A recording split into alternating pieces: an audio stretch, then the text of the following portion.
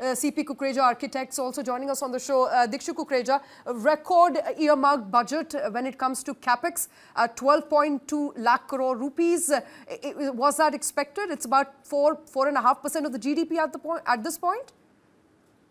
Well, I think that's fantastic news. And as the Prime Minister has called it a futuristic budget, I think this is one of the hallmarks of it, that there is a confidence given by the government in terms of the infrastructure growth story and by willing to put in that kind of a capex into the system.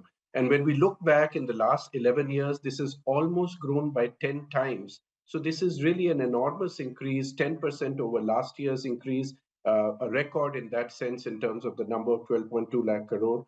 I think it really infuses a lot of dynamism into the system, because it's not just this capex, but the effects, the ripple effects of it, the investment that comes in from around the world, the investment that comes in from the private sector, it propels the India growth story. So I think that's a very welcome move, and a real confidence building move that in this world of tariff wars and everything else that the world is seeing, the Indian government, the Indian economy is strong, is resilient, and is willing to put in that kind of capex into the system.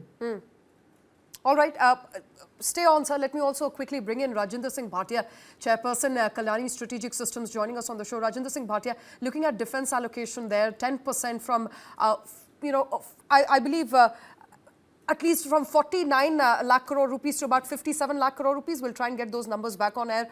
But that's a substantial 10% increase. But if you also look at capital expenditure when it comes to defense budgets, far exceeded last year. Obviously, it comes on the back of Operation Sindoor. Were you hoping this number to be at about 57,000 crore rupees, or was the expectation much higher? I think it is quite aligned to the expectations. But before I get to that, firstly, thank you for having me on your show. Coming back to the point regarding, let's take a look at the capital outlay. If you take a look at the capital outlay, which is the acquisition budget, it was 1,80,000 crores in the budgetary estimates for the last year.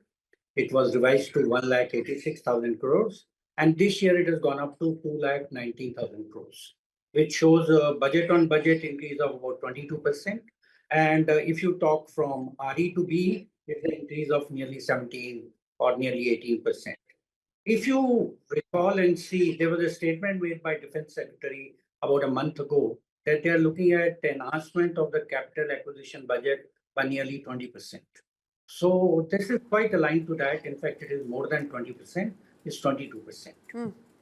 Coming back to the overall budget, I think the increase is even more sizable.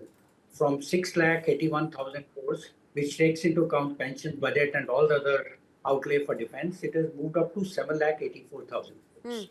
So there is an increase of nearly 1 lakh crore, which translates to actually 15% if you take a look.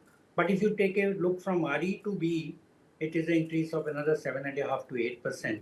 And it is a sizable increase because there was an increase following Operation Sindoor. All right. But what I really want to bring about is the numbers do not tell the whole story. Okay. And you look at defense business, it's a very tierized structure. It's a whole of nation approach. So many other things which are announced today are going to have a very positive impact on the defense ecosystem in the country. Take a look at when we are talking about champion SMEs. That's right.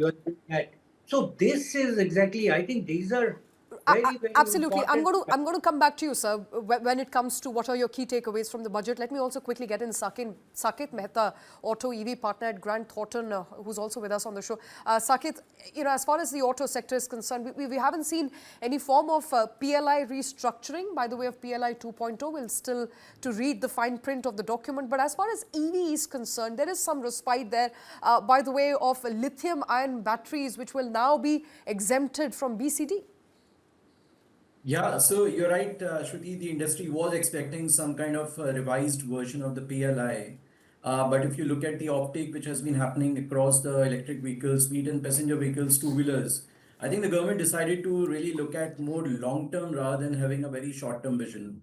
And the announcement around the semiconductor 2.0 is a significant step. Why? Because this will go a long way in making the components for electric vehicles much cheaper much economical as well as more energy efficient.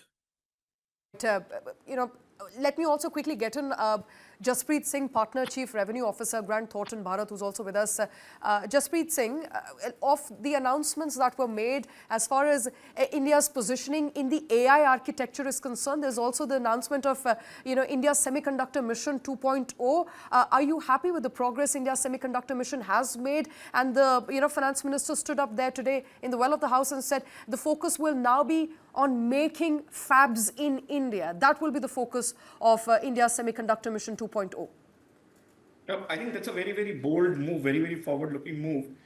From an India perspective, if I look at what's happening in the semiconductor world, the AI world, there are two key announcements. One is obviously the Semiconductor 2.0 piece, and the second is on foreign cloud service providers setting up, can set up offices in India, run data centers in India, and are tax exempt from a 2047 perspective. This will boost job creation. This will boost a lot of infrastructure, not only in main cities, but also can go to tier 2, tier 3 cities, and will give a big, big boost to our AI mission, India AI mission as well, because a lot of people would then want to make in India and run it for the world. So this is a very, very bold move from a Viksit Bharat 2047 vision perspective. All right, coming back to you, Dikshu, as we try and go through the fine print of the document, but as to what has come up by the way of policies as far as Awas Yojana is concerned, Grameen as well as, urban areas, there is a lot of conversation on building highways, ensuring there are more waterways in this country which are made functional for better connectivity. What surprised you about, announcements made today? What made you happy?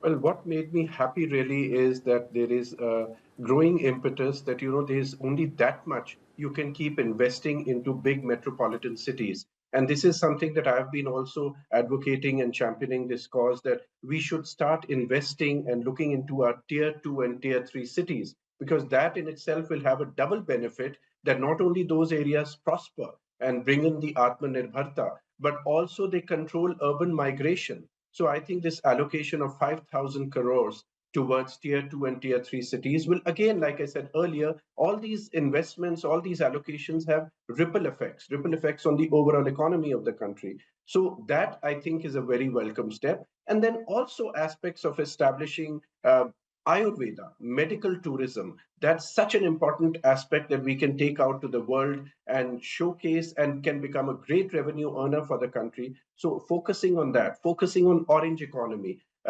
it being youth-centric, women-centric. If there are 100 million women who are having the kind of self-help groups, and there are provisions in this budget which are going to help them in growing.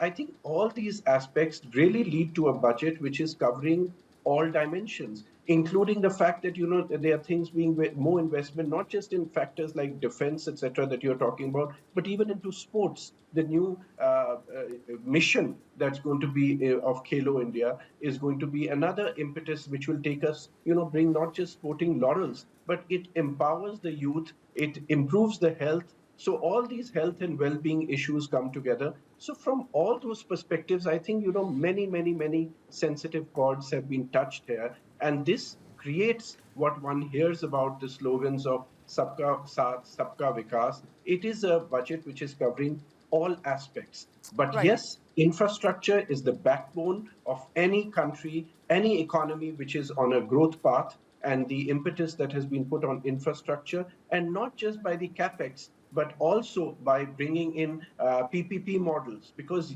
if we have to grow and grow at a pace that we are looking at, then today we've reached to be a 4+ trillion economy, but Right. we have goals of going much higher. So bringing in private investment into it, creating the private-public partnership model is a great mantra for success. And I think that's commendable that the budget has addressed that as And well. let's not forget, one of the areas or one of the promises the government is also making is to develop tier 2, tier 3 cities by the way of this city mapping scheme, which has allocated about 5,000 crore rupees to figure out those economic zones in tier 2, tier 3 cities that can be potentially developed. But I believe that's all the time you have with us. Shweta, only Yes. thing I would, just one line I would add, investment is one thing, but flawless execution is also the key. So I hope 100%. all these infrastructure projects have a flawless execution as well. All That's right. something to keep in mind.